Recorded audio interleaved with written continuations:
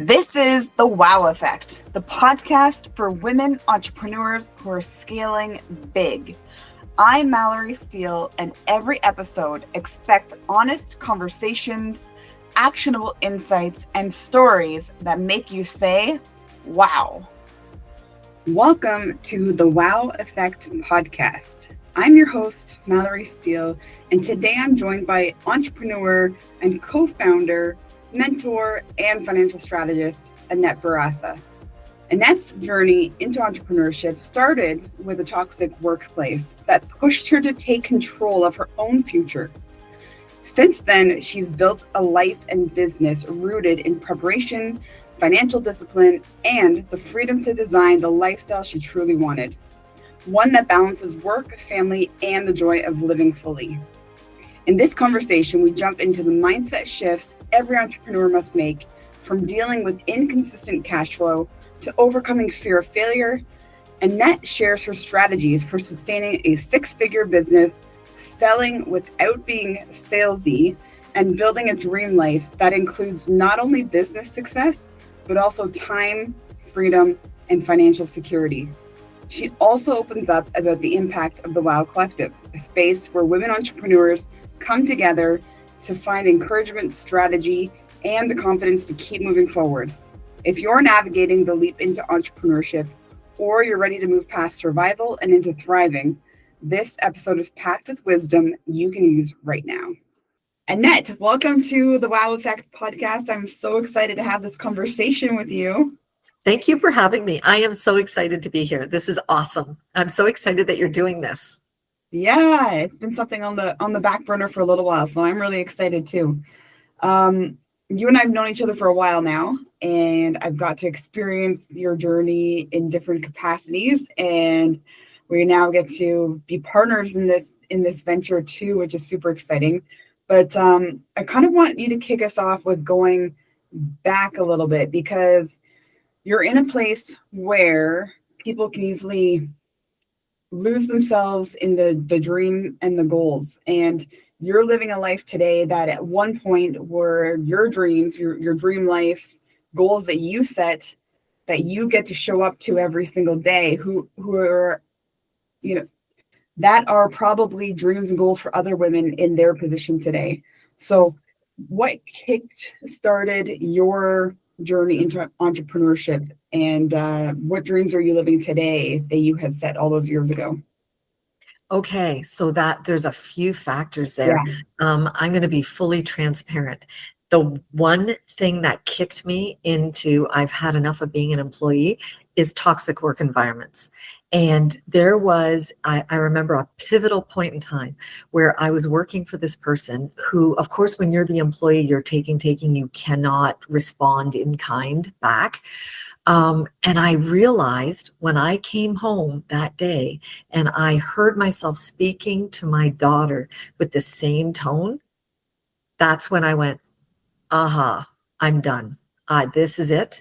No more. So, but that started my journey to entrepreneurship. I couldn't go into work the next day and say, I'm done.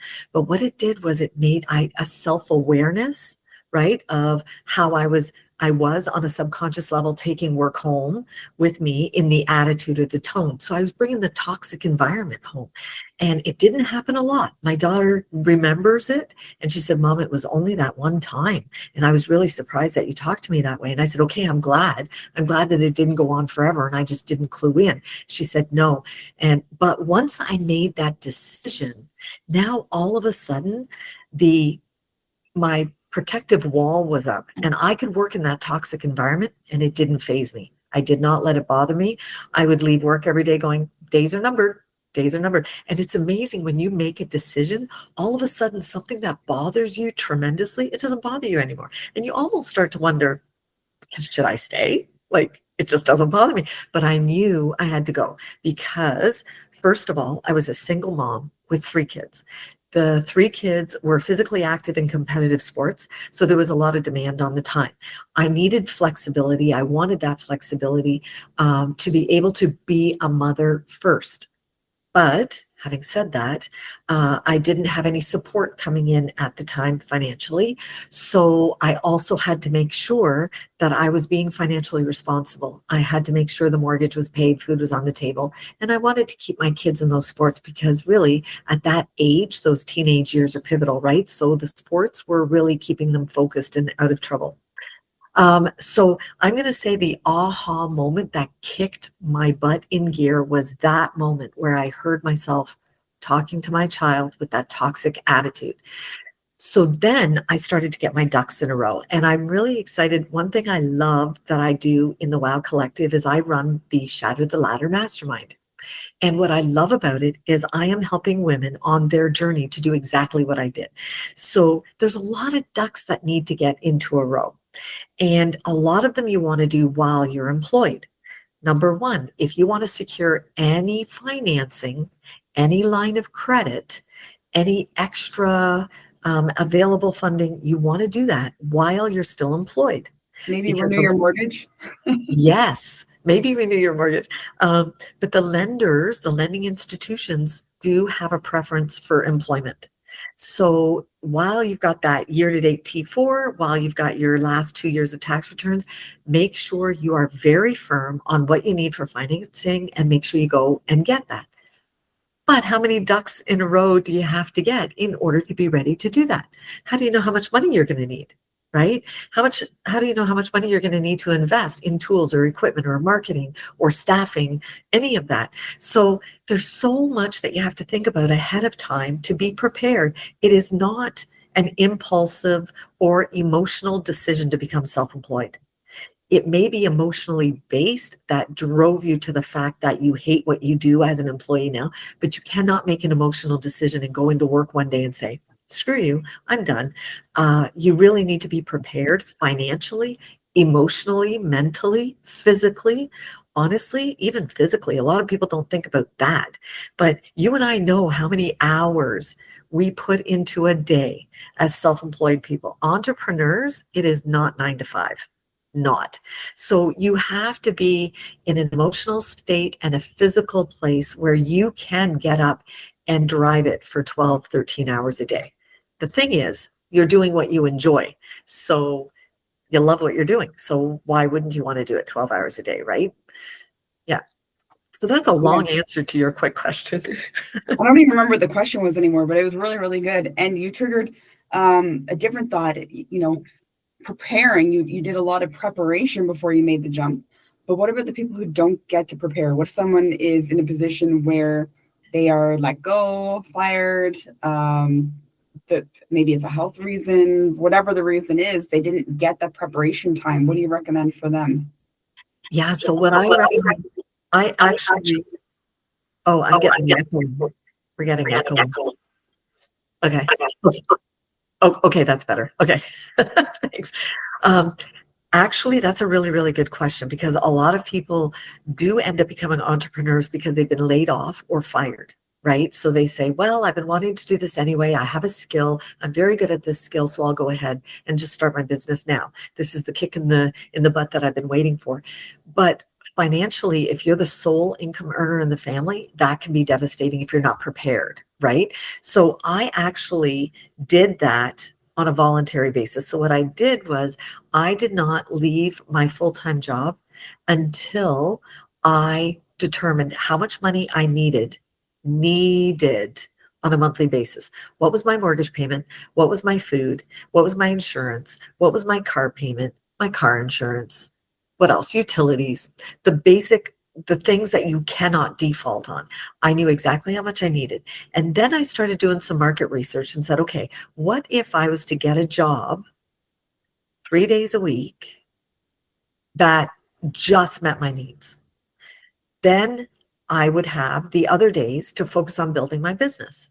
So that is a really solid option. It really minimizes financial anxiety on a big time level. When I was laying in bed at night, I did find a 3-day-a-week job, and I'd lay in bed at night and I had no financial anxiety at all about how I was going to make my mortgage payment, nothing. I knew I had enough to get by, just get by. but who wants to just get by? So that still motivated me to keep going on my other 4 days a week, or let's say 3 days a week. Okay, give yourself a day off.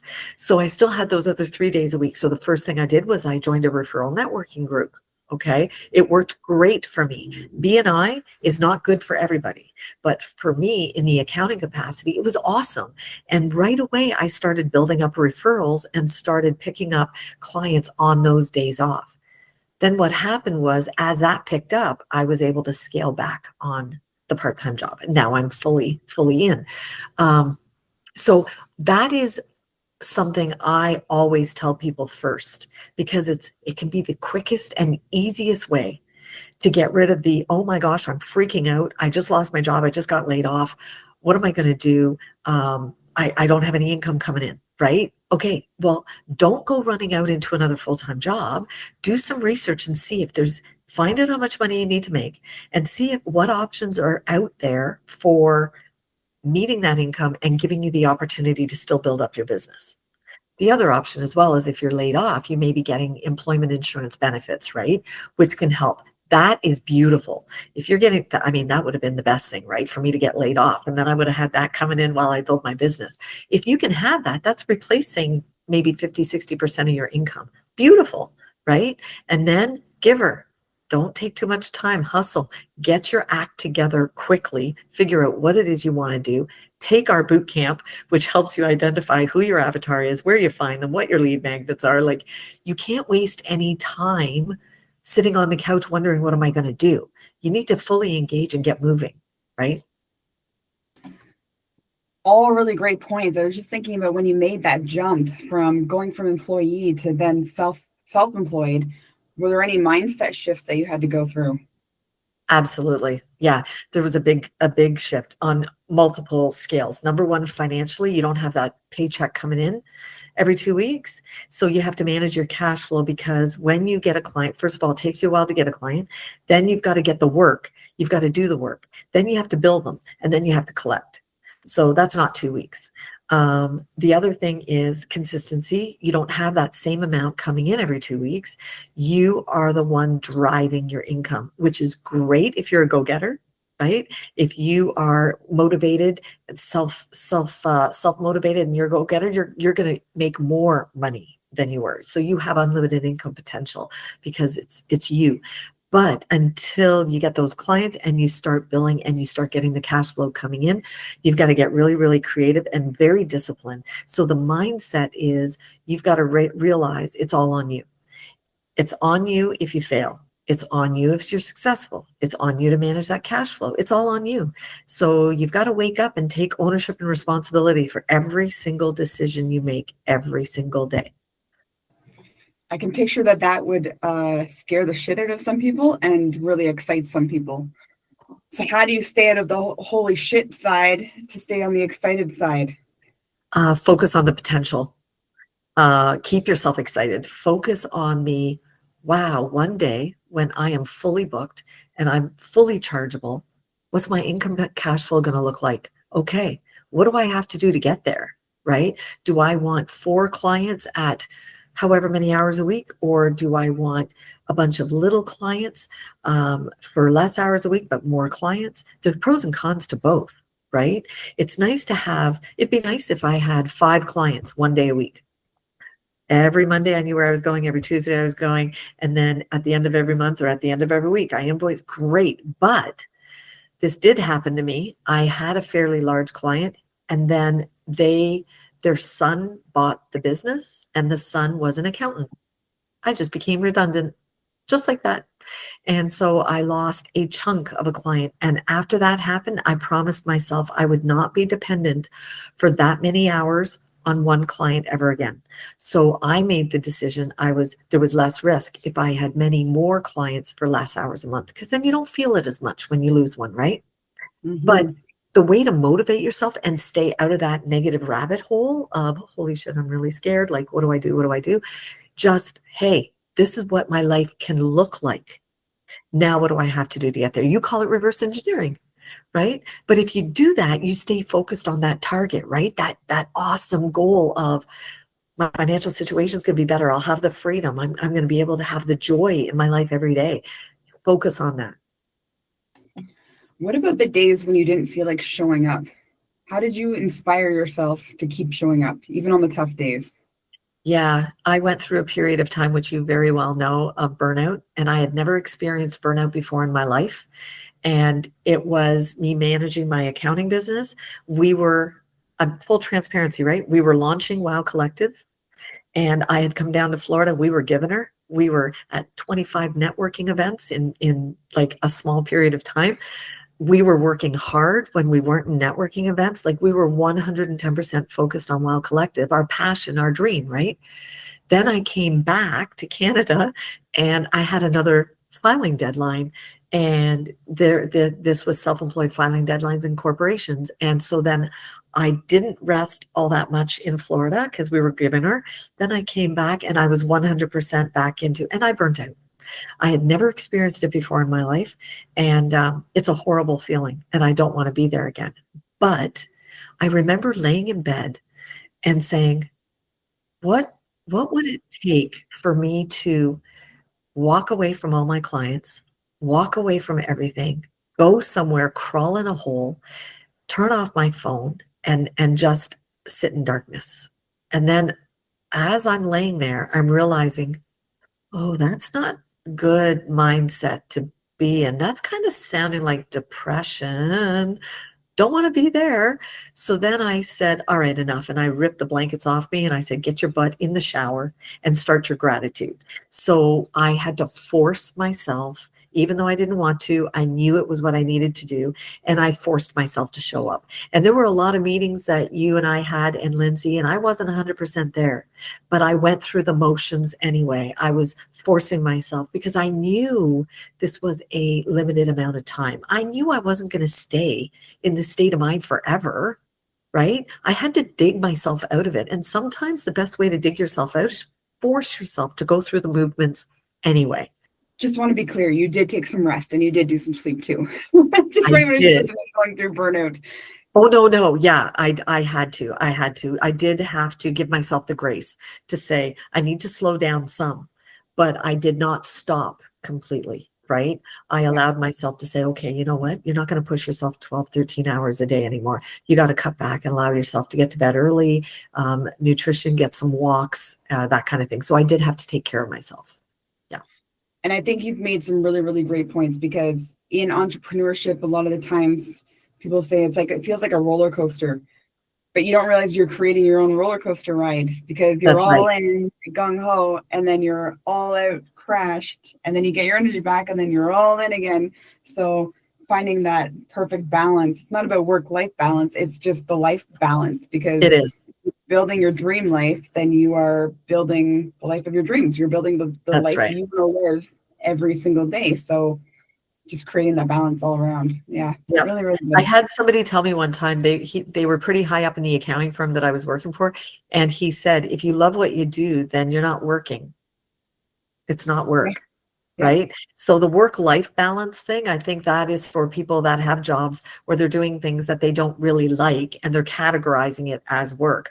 But when you love what you're doing, it is your life. And it's really, really, I don't think I ever separate my work from my personal life. I don't, because I can't help it. I'm an entrepreneur. So when I'm sitting on the couch watching TV, I'm getting ideas. I was going to say, good luck turning that brain off. No, your brain does not shut off, but it's not a bad thing. It's an exciting thing. It's an awesome thing. And then I can't wait to pick up my phone. Hey, Mallory, guess what? I got an idea. Right? And you do the same. Like it's exciting. So why would I want to shut that off? That's not how it works. Yeah, I love it. It didn't take you very long in your own accounting business to jump and then get to six figures. And we have a lot of women who are trying to hit their six figures for the first time, and they may be stuck in the 50,000 range for a long time.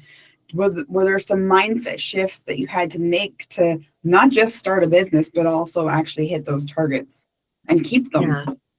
Yeah. So valuing, realizing what is important and what you need to value so that you are maximizing the productivity with your time. So for example, when you have a job, you show up, you punch a clock, you leave, you get paid. When you're growing a business, you have to really identify how many hours do I need to actually, because I trade time for money.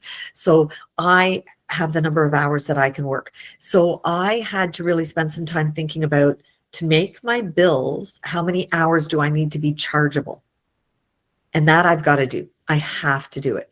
And then you fill up the rest of your time with networking, chamber events, joining a referral networking organization, professional development, spending the time doing anything and everything that's going to grow your business. So extremely intentional. And I'd say that was the biggest mindset shift, is saying there's only so many hours in the day. I do need to sleep.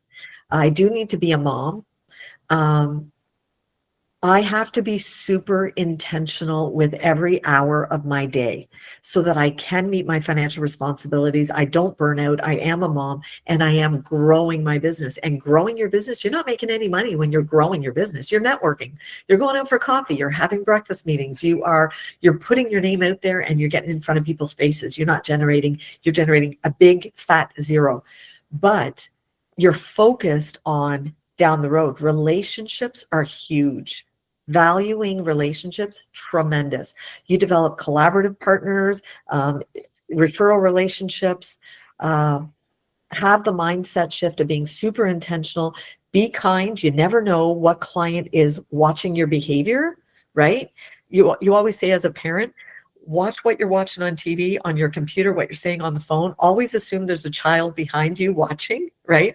As a business owner, you always have to assume there's a potential client evaluating your behavior.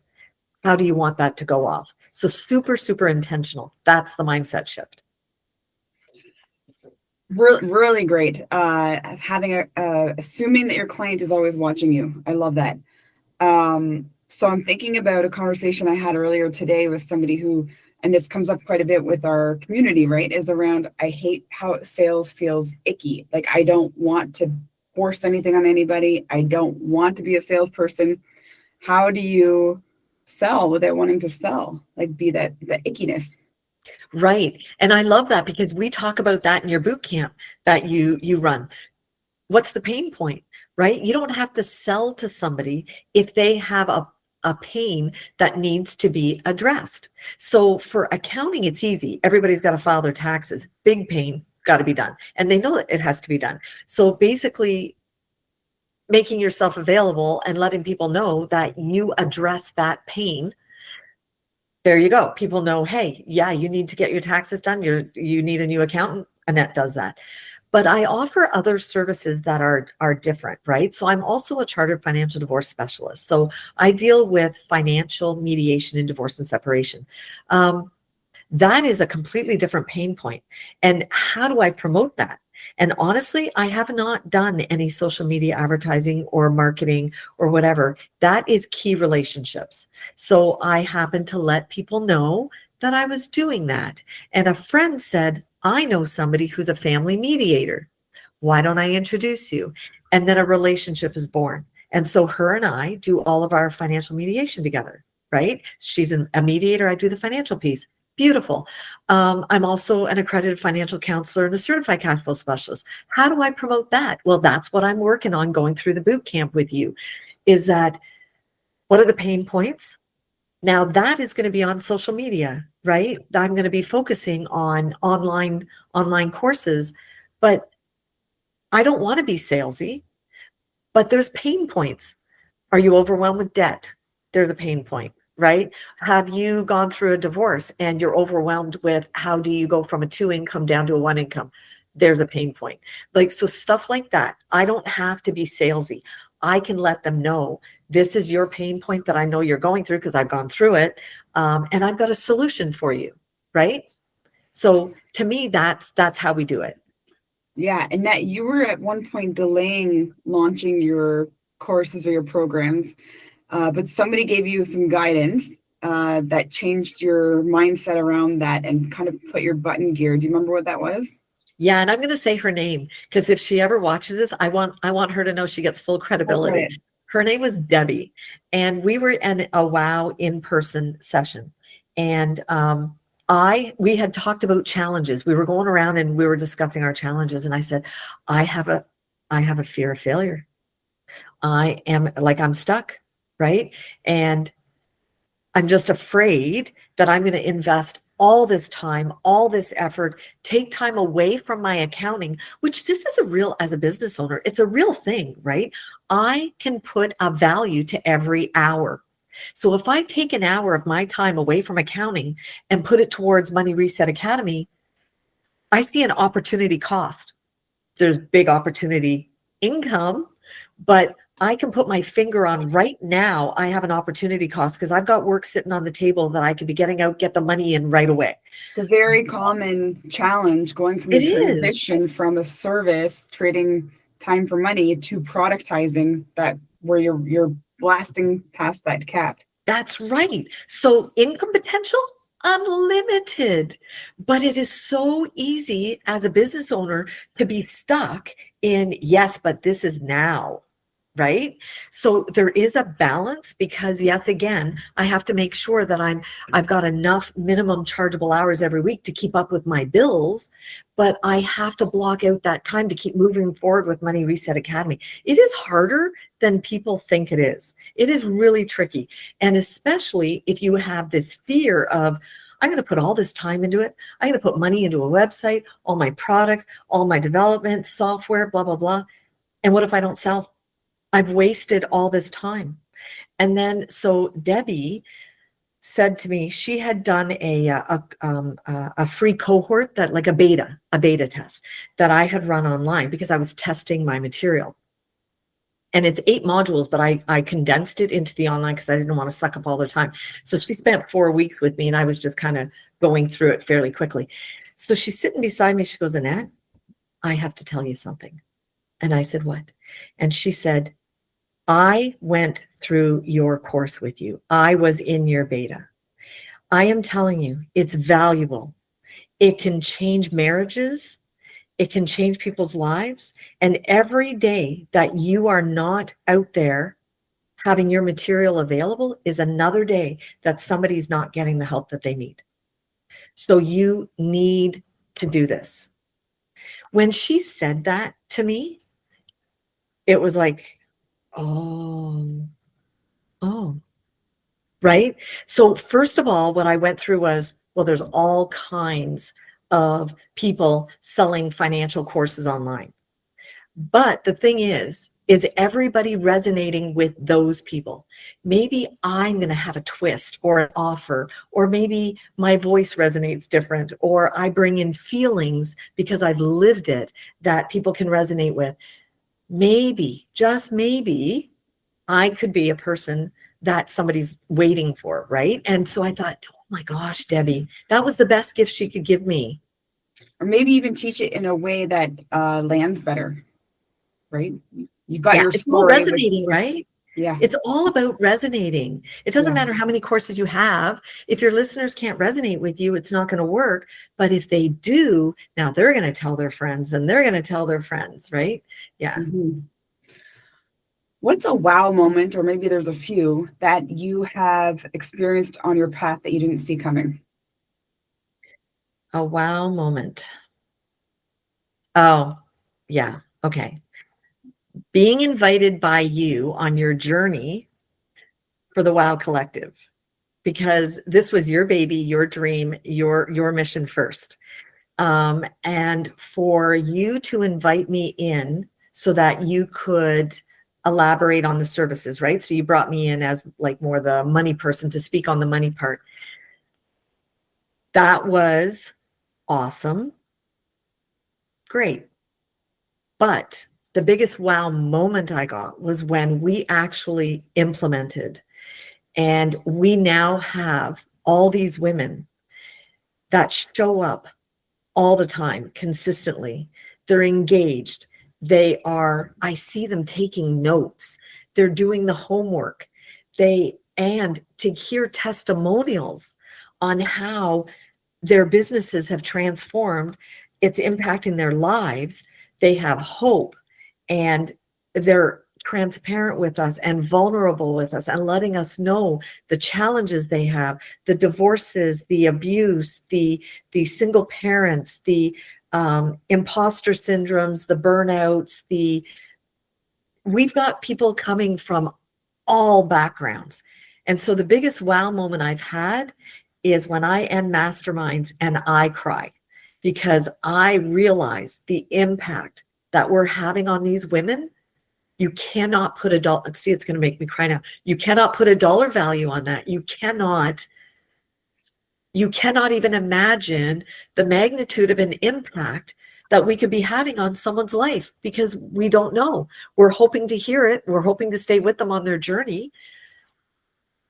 It's that's been profound for me. That's been my biggest wow moment. It's like, wow, to have a significant impact in another human being's life in a positive way. I never want to lose that.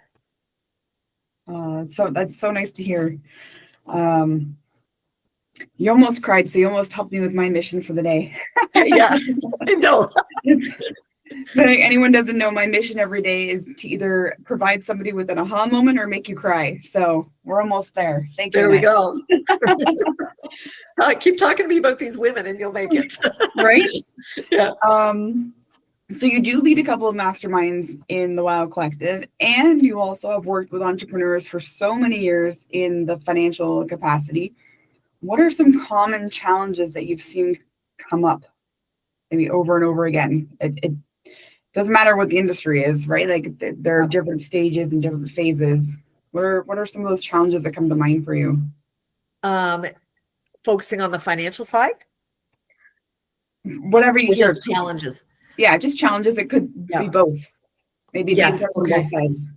Yeah. So when I am dealing with business owners, I find a lot of their biggest challenge comes down to financial, because they have never had financial coaching or training on how to properly forecast their revenue and expenses, especially when they're in a cyclical business. They have never had the training to be aware that when you're cyclical, when you're up, save, build a reserve, and understand you want to protect the downside. So I find financial management is a huge challenge. And unfortunately, that can cause to a lot of shutdowns. And it can be in anything. I mean, when you're looking at a business, the financial challenges can be in inventory management. Do you have too much money in your inventory? Do you have too much money sitting in your receivables? Do you need to implement a collection policy? Do you have too much money in payroll that is dead weight? You know what I'm saying? So there's so many avenues where there could be too much money sitting, being wasted, not being efficiently used, not being reinvested in the business in a productive way. And as a result, you get an economic downturn. They're done. They can't survive it. Right. And so we've seen that happen, and it's heartbreaking, because their passion, their energy, and it's not for a lack of hard work or putting in the hours. It's financial management. Or even thinking that they get to spend 100% of that revenue coming in. Yeah. And they get excited and on the forecasting of the revenue side, but they don't get excited on forecasting the expenses that also increase with the revenue increases. That's right. Business owners, especially if you've gone from employment to creating your own business, you think, oh, I can charge $50 an hour. Oh, I'm making $50 an hour. No, you're not. No. I thought going into accounting, I didn't realize, even I did it. I knew I was going to have overhead expenses, because I wasn't totally oblivious to it. I knew I had my dues, my membership dues and my CPA dues and all that kind of stuff. I knew I was going to have to buy a computer. I knew I was going to have to buy software. I knew I was going to have to pay all that. But there's so much more now. You've got fees for networking groups and chambers, and you're going to social and networking events. You're paying for those. You don't have to pay for those when you're employees, right? So it's That's why I always love underestimate your revenue, overestimate your expenses. Love it. Because then you're creating a buffer for unexpecteds. There's always unexpecteds. But yes, if you're charging out $50 an hour, don't think that $50 an hour is available for you to spend. It's not. So you really need to live lean until you get to know your numbers, know what your operating expenses are, and then you can determine what is a saving rate, what you can spend on advertising, what you can spend on blah blah blah, right? Yeah. Yeah, absolutely. And what are some of the challenges you've heard on the mastermind side? The women who show up to masterminds every week, there's always something, some new challenge they're working through. Because if you don't have a challenge, then you probably don't have a business. That's right. That's right. So what I'm hearing on a consistent basis is they're still fairly new in business, or they've been in business for a while and they're just not making enough. So they're trying to grow. So there's the challenges, right? Which again, the boot camp is awesome because it takes you through every process and every step of the way and everything you need to take into consideration in order to grow. But then there's other women that are doing great, but they want to take it to the next level, right? So once a business owner gets to the point where, okay, I can pay my rent, I can pay, like I'm meeting all my needs. If you're an entrepreneur, you're not going to stay there. You don't want to plateau. You're like, what's next, right? Where else can I take this? How far can I take it? And then you're ready to go to the next level. And that's got a whole other set of challenges. So you become an entrepreneur, you have created your own job, right? You are doing everything. You're wearing all the hats. Then you become a business owner. Well, now you've got other challenges. You've got employees, which are HR issues. You may have tech issues because now you've got multiple computers. You've got a network. You've got this. You've got that. You've got financial responsibilities even beyond yourself now.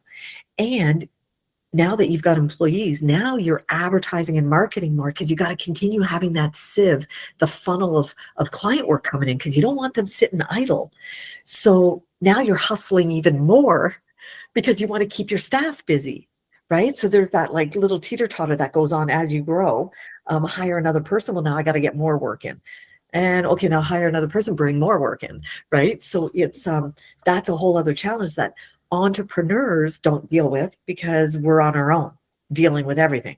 So then you're the business owner. But then even then, we've got some people that we know in our community that are even beyond that. They're business owners. They may even have multiple businesses.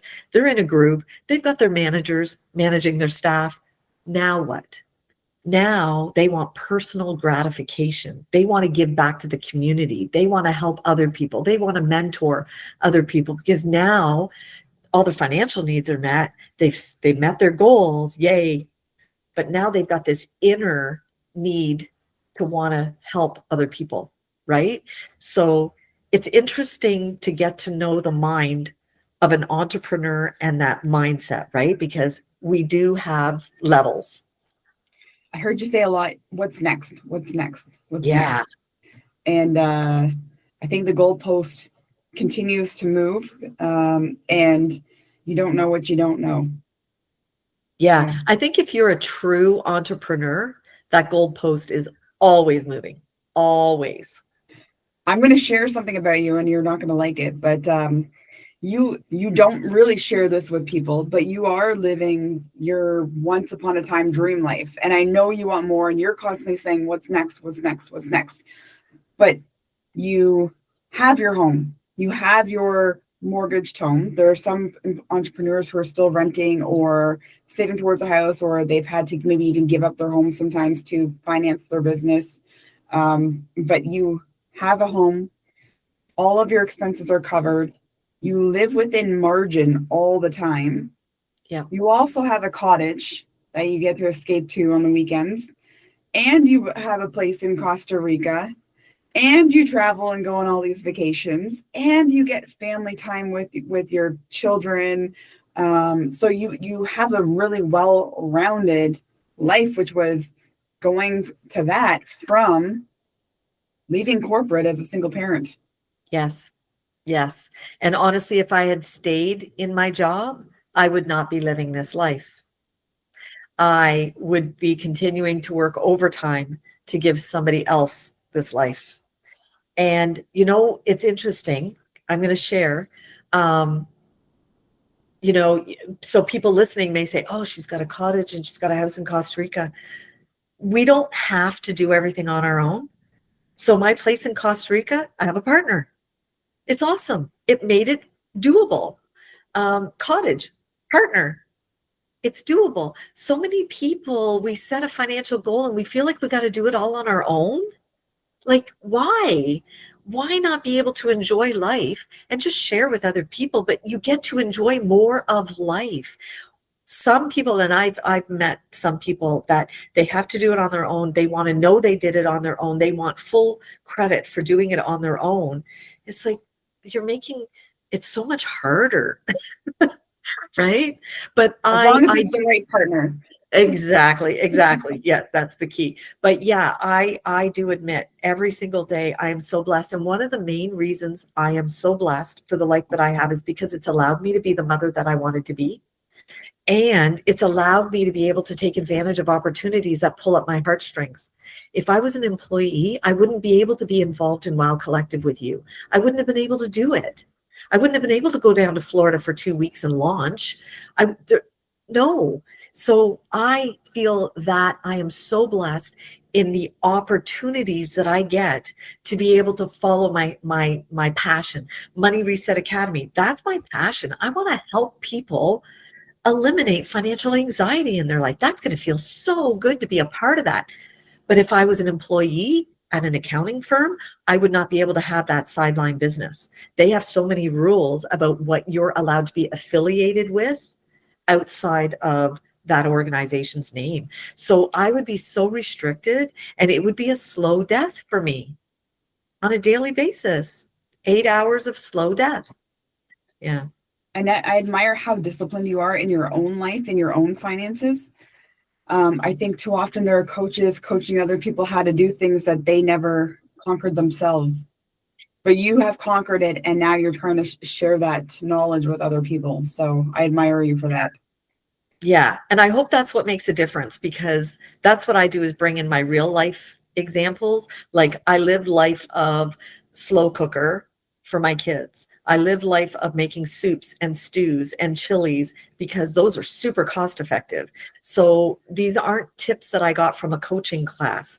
I got my financial counseling certificate, but my tips, my strategies, I do them. When was the last time you renegotiated your cell phone bill? Like, come on, everybody. I did it last week. Nailed down, I saved myself $25 a month. So it's like all these little tips that I have experienced myself, I bring in. And I think people appreciate that, because it is really doable. It's all the stuff I say. Yeah, anybody can go out tomorrow and do it. Right? Yeah. So thank you for saying that. Yeah. Annette, if you were to go back to your younger version of yourself, what guidance would you give yourself? I would advise myself to get my ducks in a row sooner and do it sooner and believe in myself. I didn't do it as soon as I wanted to, because I lacked the confidence. So the advice I'd give myself is dig deep and figure out why you're lacking the confidence, and do what you need to do and start sooner. I love it. And just kind of as wrapping us up here, is there anything I didn't ask you, or is there any guidance or tips you would want to give to either somebody who is still in corporate, working their side business, trying to make it their full-time, replace their paycheck, or anyone who's already made that jump and they're trying to get to their first 6 figures or their next 7 figures? Yeah. Be very, very, yeah. So I'm going to sum it up by saying this. Just be very clear and specific on your goals. Do not go into it too quickly. Be prepared. Get your ducks in a row. Scale within a reasonable period of time. Like, don't scale too quickly. We can be overly ambitious. So take the time, invest in yourself, know your numbers. That is the best advice for anybody to have. Just know your numbers, so then you know when you're ready for any decision you need to make. And since you were one of the co-founders of the WOW Collective, why should somebody join the community? Oh my gosh, I could talk an hour just on that, but I won't. So many reasons. Number one, community of women that are going to love on you, support you, encourage you, motivate you. And it doesn't just come from the coaches, it comes from each other, right? The women are amazing. And I love it when they take off on their own. Like there's times when I'm facilitating, it's like, I'm not saying a word, man. Like this is just magic happening where they're supporting each other. It's awesome. The courses, the professional development is huge, huge, huge, huge. And the amount of money that I would have to spend getting that level of professional development outside of the WOW Collective is a lot of money to get one-on-one coaching, to get the information that we get out of the boot camps, to get all of that. It's huge. Then we have all kinds of other courses, the skills. Okay, so that's knowledge, that's community, the basic skills like your time challenge. That's zoning in on skills that are so important for us as business owners. Huge. So zoning in on specific skills. Then we have mindset work, right? So we're honing in on the emotional, the mental that business owners need to have, dealing with trauma, dealing with burnout, dealing with imposter syndrome. We've got those round table discussions where we bring in industry experts to come in and educate us. Where else are you going to get all of this in one spot? And I know I'm part of the founding part of this, but seriously, like you go look, you're not going to find another organization out there that has all of this. And we are constantly enhancing and developing and creating new programs. Like talk about meeting women where they're at. Oh yeah. Yeah. Yeah. I think you brought us to a good note. So thank you so much for having this conversation with me today. I know we all have crazy schedules, so we were able to line this up and actually get on and do this. So thank you so much for joining me and bringing your energy. Thank you so much, Mallory. This was fun. Anytime. Perfect. If you enjoyed today's conversation, make sure to follow the show so you don't miss an episode. Subscribe to our YouTube channel, and you're going to love what we have coming up. If you found value in what you heard, share it with a friend who might need it too. Until next time, keep building your dream life and your dream business.